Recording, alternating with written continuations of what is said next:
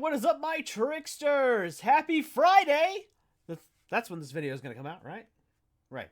Yeah, it's going to be out on Friday. I'm going to be showcasing a deck profile that I'm really excited about. I've seen other YouTubers talking about it, and I finally got the cards in the mail, put them together, been practicing with them, and this is actually a really fun deck. I'm actually really excited to show you guys this one.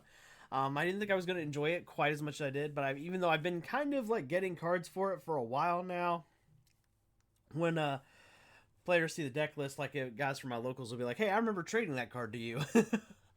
So anyway, guys, so this one's coming straight from under the sea.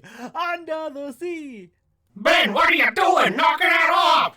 You keep singing that damn song and Mickey Mouse is gonna be breathing down our necks! Look at me! I'm a robot head. Do I look like I got a wallet somewhere? Valid, Frank. Valid. Right, we're not gonna sing any further. Besides, who wants to hear me singing more?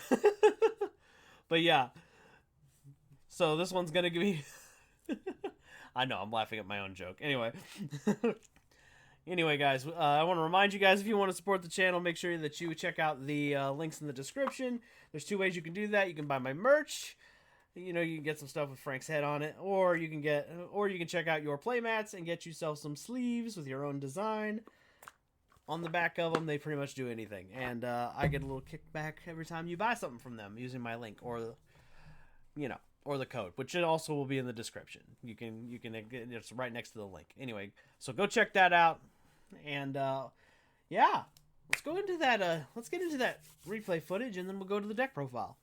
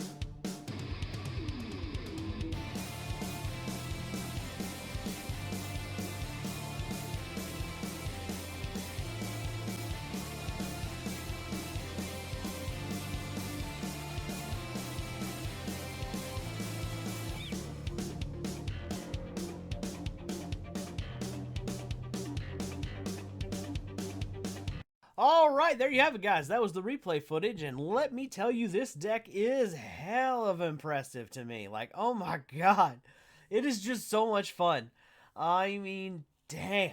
I didn't really think I was going to have as much fun with this deck as I did have. I almost want to take it to locals and see how well it does.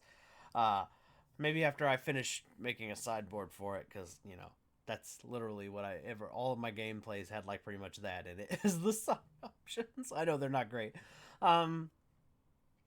But let's get into the deck profile and we'll talk about everything as we go. All right, so first of all, we got the Buzzsaw Shark. This is my rank 4 water, or, you know, shark deck. I call it a shark deck because, you know, it's just, you know, the key monsters are all sharks. But anyway, you got your Buzzsaw Shark. This card's your 1 card exceeds. And I wish Ash Blossom couldn't stop it, but unfortunately, you know, it is what it is. And the cool thing is this card can be a rank 3, 4, or 5, which is just awesome. It has multiple levels of use. I love how budget this deck is. Like, even I was able to afford this deck, guys. The most expensive card in here is Zeus. I'm not even kidding. At least it was for me, anyway. I don't know how much Bahamut and Toad is going on right now, but I know that the most expensive card that I paid for was literally a copy of Zeus. So it's like, or I traded it from somebody. I can't remember how I got, but that's, yeah. But yeah, I literally have this deck, by the way. Like, I'm not even kidding. It's all here. All of it, man. You're literally, like, looking at the entirety of the deck. It's all here, man. I actually own this one. And I'm actually really excited about it. Like, this deck is just really awesome. All right, sorry. I don't mean to gush. Buzzsaw Shark is like the centerpiece of everything. We have our excuse me, that's the old name, the Lifeless Leafish. This card is your Armageddon Knight, but for water monsters. The card we're mostly using this to send with are either Buzzsaw Shark or Right Hand Shark. The reason why is because of the other cards we have in the deck is why you would send a Buzzsaw. But most of the time, what you want to do is you want to send Right Hand Shark, because Right Hand Shark's just, oh, bring me back, and then of course it gets used as Xyz material, so the negative side of it coming back, which is getting banished, usually doesn't pop up. If you have Left Hand Shark in the deck, I mean, the really cool thing is you could you get to search it, but like I don't really in earlier versions of the deck I played Left Hand Shark too, but it turns out really a lot of players are right just playing one right hand. Also, a really funny thing about this card is giving the ability to not be destroyed by battle to the Xyz monster you use material for this card, or use this card as material for. It's really funny because a lot of the Edo Pro players seem to forget about it. They're just like, they're so hyper focused on getting rid of the card the other ways that a lot of times they forget about the battle. At least it's been my experience, so it's kind of funny.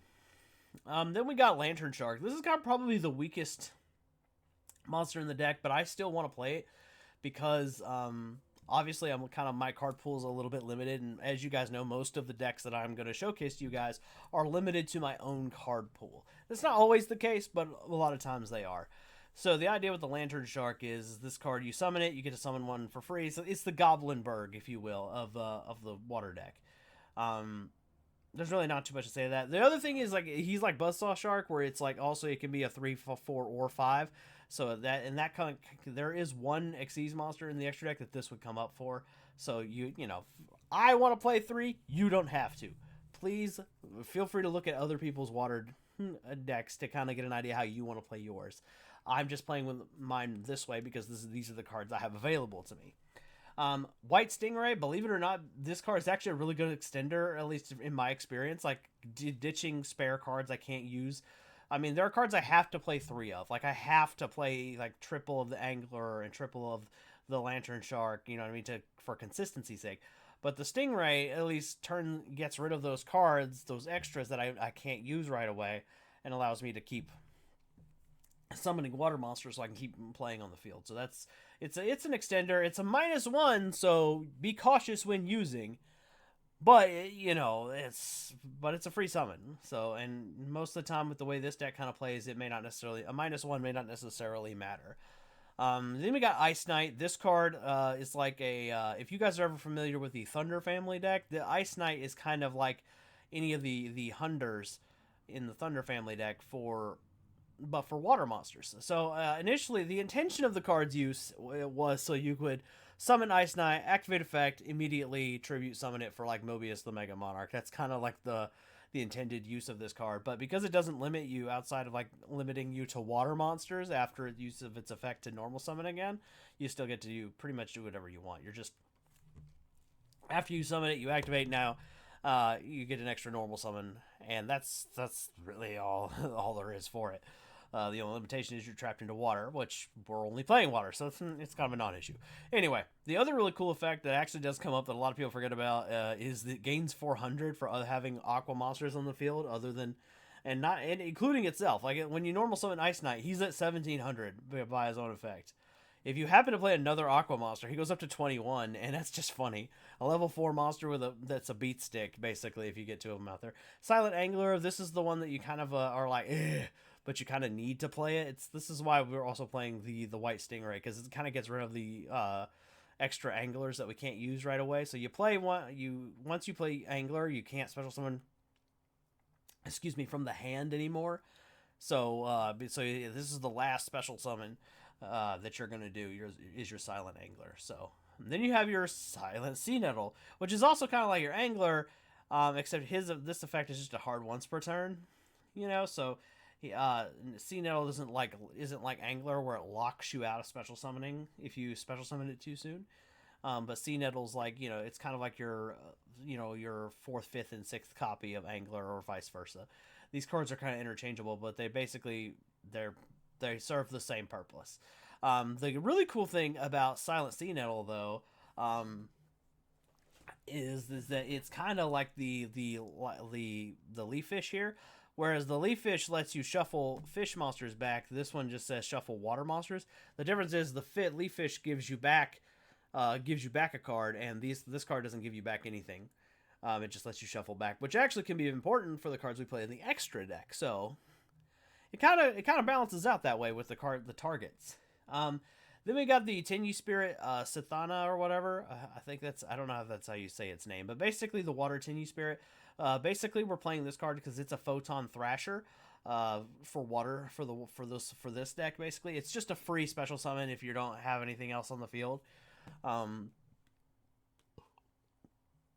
That's the reason I'm playing it, because it's just boom, free monster. It's like Thrasher was back in a lot of like rank 4 decks back in the day. Then we got Beautiful Princess. This card is the 4th copy of our Buzzsaw Shark. I'm only playing one because I only own one. Which is very weird that I only own one copy of this card, because it was a rare from way back in the day. I probably could have got it no problem. But I only own one, so she is the 4th copy of the Buzzsaw Shark. So that's the only purpose she's in here for. Then we got Instant Fusion with our one Instant Fusion target. Before you ask, no, I don't have Ready Fusion or whatever the other Instant Fusion S card that lets you get a non-effect monster that's an extra. I don't have that spell, so I just don't have it. I can't afford it. So yeah, we're just doing with the one Instant Fusion. If we draw it, we draw it. If we don't, we don't. It's not that big a deal. It's literally just used here as another level 4 special summon. This card, White Mirror. This card, though, is the spice. This card is whoa. Basically, this card is one of your plus cards, and that's what's amazing about this card. So basically, you get back your Buzzsaw Shark, or your Lantern Shark, or your Silent Angler, and then it gives you another copy of those cards. So it's like, So it's basically, you get back a card from the graveyard, then you get another one. So that's just awesome. I like that card. I wish I had 3 copies of this card, but I only ordered 2, because from the person I was ordering from only had 2. So I would have ordered a 3rd, but it is what it is, I guess. And then we got Pot of Desires. This is actually one of the handfuls of decks that actually looks at Pot of Desires cost and goes, I don't really care. Because literally, if you get Buzzsaw Shark and Right Hand Shark, the rest of it's just kind of whatever. If you get one or the other, it's just kind of like, you're just kind of there. Like, because we play so many copies of other cards, most likely the cards you're going to lose, like, you really only need one Buzzsaw Shark to go off. You know what I mean? And so you're not likely to lose a lot of your one-ofs, and that's just kind of weird. So like this whole row right here is the cards that are likely going to go, is your extenders. So you're going to lose like one, and in my experience, you kind of lose a little variety of everything. So it's not, so the cost just really doesn't matter, because you still have a copy of the cards you're looking for in the deck. Upstart Goblin because I don't want to play Triple Pot of Desires. It's just a nope, not that stupid. But we still want to get through that deck ASAP. Foolish Burial. This is just to send the Right Hand Shark or the Buzzsaw Shark to combo it with White Mirror or Monster Reborn if we happen to get there. Which Monster Reborn is kind of our third copy of White Mirror, but it's just an extender card. It doesn't really come up all that much. Forbidden Chalice. We don't have an imperm available for this deck, but Chalice is really, it's actually really good. It actually works out fine. It's actually negation bait as well as if you want to set it like a trap card, you can. We have Xyz's Revive Splash. This serves two purposes, and this is actually really fun, a really fun trap card. Basically, it's basically back to the front, but for an Xyz monster. And then, of course, it makes that Xyz monster a water attribute upon being on the field.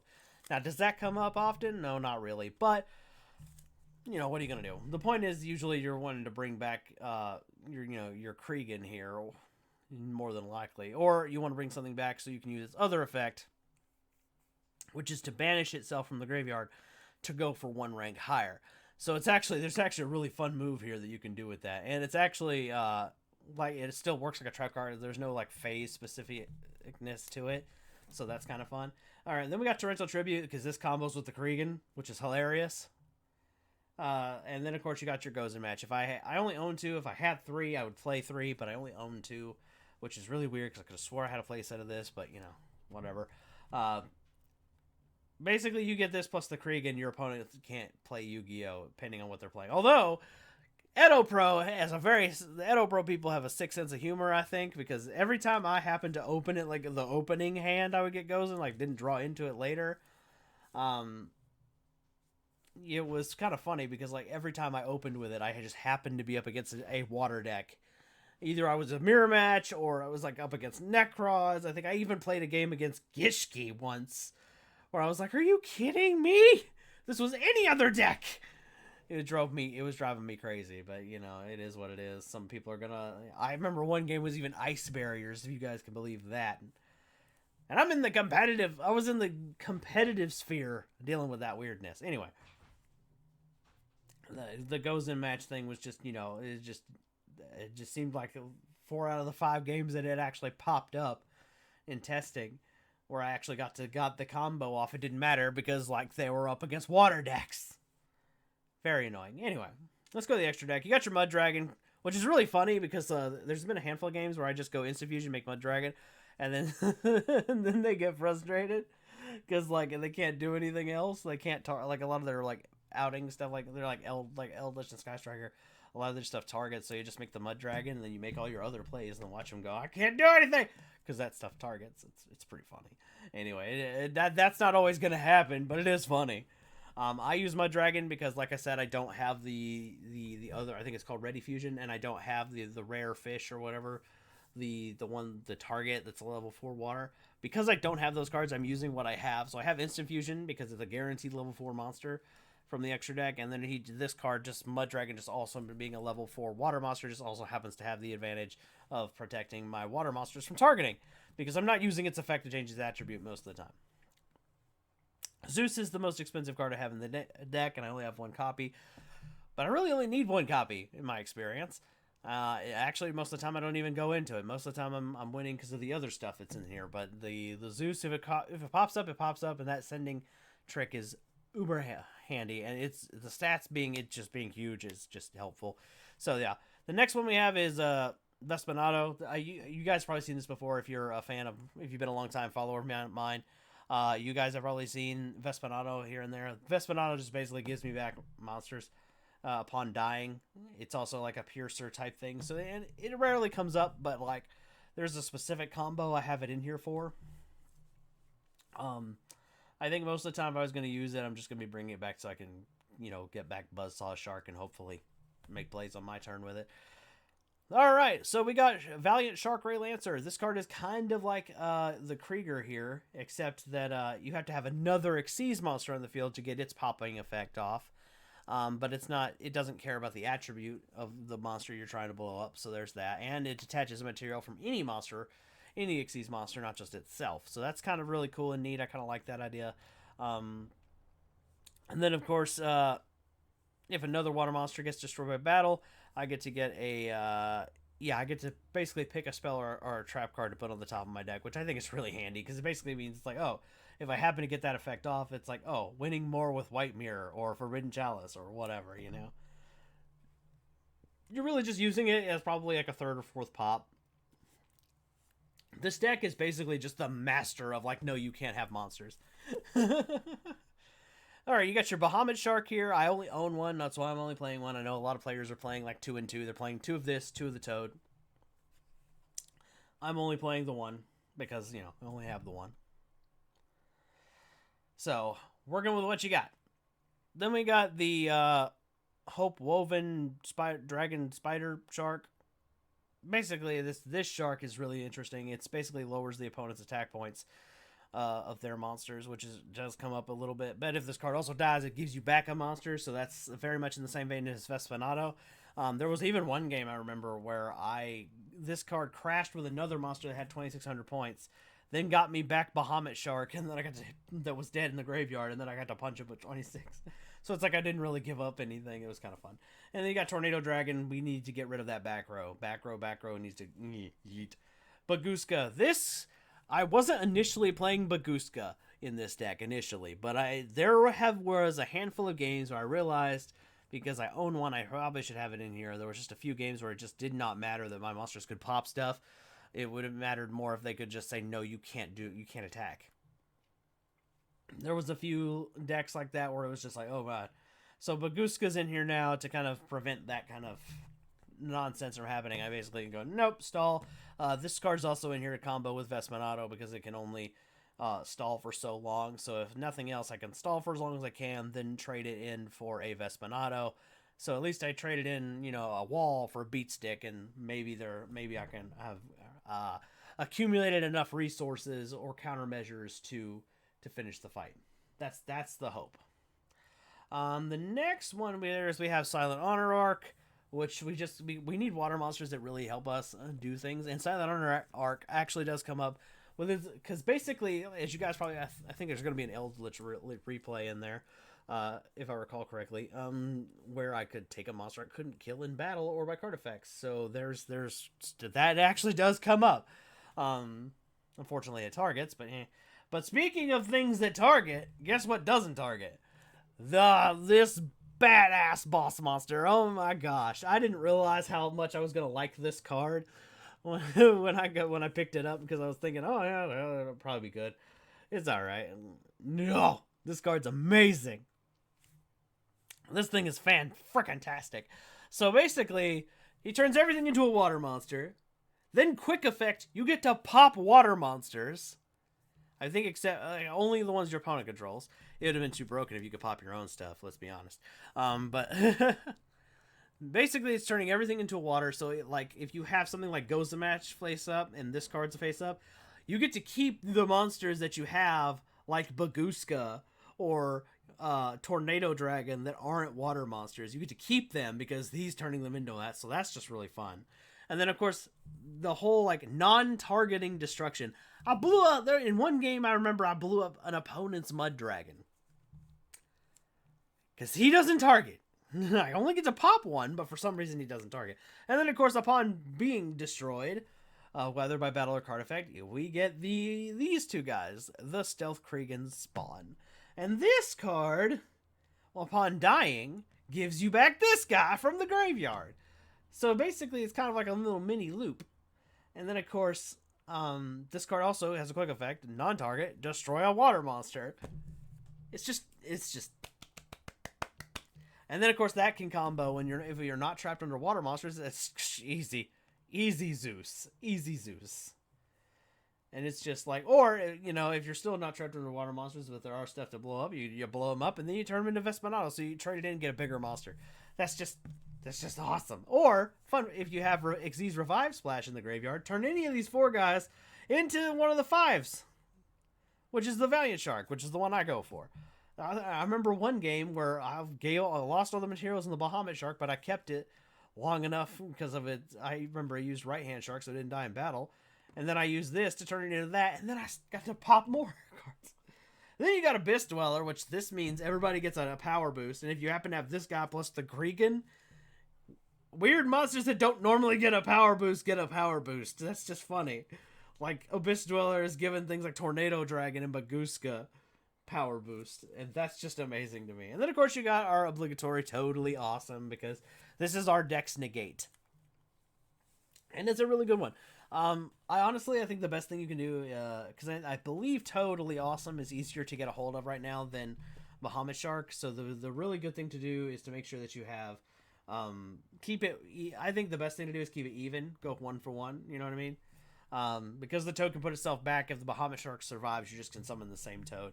And most likely that may not happen. So you're gonna want to have your options to be like, oh, if it dies, you know. We obviously have other moves we can make if Bahamut Shark can't use its effect again. And that's just amazing. Now, the sideboard here, there are tons of options out there, but the thing was with me was I was just thinking, okay, back row is kind of the biggest pain in the butt. But from my experience, there's some things that you might want to keep in mind. You want to have cards available that are going to assist you in going second. This deck can play through stuff depending on what you draw going second. But this deck is very much like, the odds are definitely going in your favor if you're going first. Because the odds go from like, you know, and they're just better. Like I would say your odds of winning are like 60-40 versus 50-50 or whatever. You know what I mean? Like, and then where you're going second, the odds kind of shift in the opponent's favor. Very much so in that, like, there's still a chance you could win, but yeah, so you definitely might want to have things in your sideboard like Dark Ruler No More, etc. One of the cards I could highly recommend is Pankratzops, because you're not always going to get locked underwater, and this card is like, you know, a 2 for 1. So there's, and the other card I would highly recommend having is White Howling in your sideboard. The rest of it's very much, you know, however you want to put, whatever you want to put in the sideboard for whatever you think you're going to be coming up against. But honestly, White Howling is so handy, because like, especially if you're up against something like Sky Striker or Mystic Mine, this is going to let you play Yu-Gi-Oh long enough to go battle phase and end the game. Like, honestly, like, White Howling is just amazing. You let your opponent activate like one draw spell, then you just flip White Howling and watch all the rest of the spells get turned off. So it's just a really handy card, and it's, you know, very unique because, you know, only water monsters can use it. So you gotta have a water monster on the field to use it. So like only water decks can really make use of this card. Honestly, this is just the most awesomest card. Sky Striker players hate it, but I love it. Like, oh, don't mind me. I'm just gonna turn off all your water. I'm gonna turn off all your spell cards. Sorry. Which this card is way more fair than Imperial Order. I said what I said, because yeah, at the end of the turn, you know, once it gets back to your opponent's turn, it's like, oh, you can use spells again. So, or whatever the following turn is. So I like it a little better because it's, you know, fairer, if you will. But that's just my opinion on things like that. Anyway, I hope you guys like this deck profile. This one was very fun to do, very fun to make, and I'm actually, you know, maybe when I'm done tweaking the sideboard and figuring out, like, you know, maybe some different tech cards and things like that, I may very much take this to locals at some point and take a crack at it, because this deck does some pretty gnarly stuff. Like, I'm pretty impressed with this. And and it's a budget-esque deck, so like, oh man, I don't know. I like it when Konami creates like decent playable decks that don't cost you an arm and a leg. And like this one, like literally to get all the new stuff, I maybe spent like, I want to say like maybe $5 altogether, maybe 10 altogether, getting all the new stuff I needed for this deck. So I think I did all right. A lot of the stuff was stuff I already had, so that was kind of fun for me. Anyway, guys, if you're new to the Ben 10,000 YGO channel, please consider subscribing. I really would like to get to that 10,000 mark at the end of the year. I know it's a lofty goal, but I'd love to get as close as I can. So please do me a solid. Subscribe to the channel. Leave a like if you enjoyed this kind of deck profile, and please share with your friends. I really want to get my channel as high as we can go. I really want to see if I can get 10,000 subscribers by the end of the year. So if you guys can help me out with that, it would be greatly appreciated. All right, guys. Catch you in the next one. Peace!